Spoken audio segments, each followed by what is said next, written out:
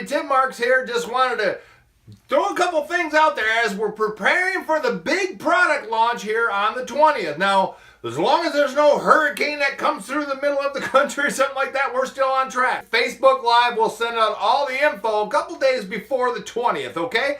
So we're excited that this is coming, but I'm even more excited to talk to you about what's next for you as an entrepreneur. Let's talk about what it is to be an entrepreneur, because if most of us evaluate where we're at, how we really think, we don't naturally think like entrepreneurs. We just don't. We're not taught that way. As a matter of fact, many people who even have a business degree don't really think like entrepreneurs just because they were taught some principles, but maybe weren't taught by an entrepreneur. So an entrepreneur, this phrase was coined many years ago. I can't remember who actually said it, but the entrepreneur is the risk bearer. Okay, so there has to be some kind of risk taken for an entrepreneur to have success. Now, entrepreneurs don't like risk more than anybody else does, okay? You know, some of you are, well, I'm waiting to build my community, I'm waiting to build my marketplace until they launch this product, or until they launch the 75% BV1 or whatever.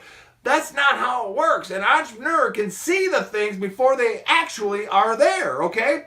So entrepreneurs don't like risk any more than anybody else. I know that's a common misconception. The facts are, entrepreneurs just know how to mitigate the risk. They try to level out any of the high points in the risk. Everybody has to take risks to have success.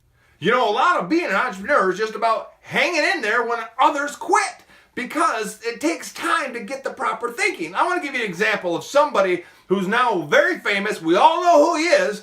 But back when he got started, it didn't look so hot. So here's a guy who became eventually a best-selling author. So however long it takes to become a best-selling author, I know for me, I have a couple best-selling books, and I was in my 40s, I still am, but I was in my 40s when I wrote both those books. And I would say it took me my whole life to get ready for those, and I had help from other people.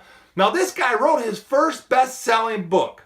He worked on a job for 7 years after that. So think of all the years to become a best-selling author. 7 years after that, he worked as a teacher, a janitor, and a gas station attendant. Why? To mitigate the risk. Now, some might say, well, he's ultra-conservative, too conservative. Well, I don't know if I'd accuse him of that. The guy's name is Stephen King. He's worth almost $500 million, 400-some million dollars. Many people won't even make it to the pregame part where he became a best-selling author. So however many years that was, then 7 years after that, he kept working. Now, I'm not saying you're going to have to do that. You shouldn't have to do that. I hope you don't have to do that. You're doing something drastically wrong if you have to do that. However, you have to, at some point, it has to become more than just the next product or service. Just get everything fixed and then I'll be ready to do it. An entrepreneur sees it as it is and as it shall be. One and the same. That's how an entrepreneur sees things. One of my favorite people in business is Elon Musk. Elon Musk has a buddy who he never names. He said, my buddy is a successful entrepreneur. He says, being an entrepreneur is like gazing into the abyss while chewing on glass. That doesn't sound like a lot of fun. I'd rather spend more time gazing into the abyss and seeing what could be, what will be. We're going to make it happen. On the 20th, it's our next big launch. After that, there'll be another and another and another. What I want you to understand is we have to prepare our minds to become entrepreneurs. Really, about 2% of the people out there have what it takes naturally to become an entrepreneur. The rest of us, myself included, have to develop it over time, and that's okay. What I'm asking you is, number one, do you think like an entrepreneur currently? A risk bearer. Not waiting until everything's perfect and I get all this worked out, they'll be ready to go. Do you think like an entrepreneur?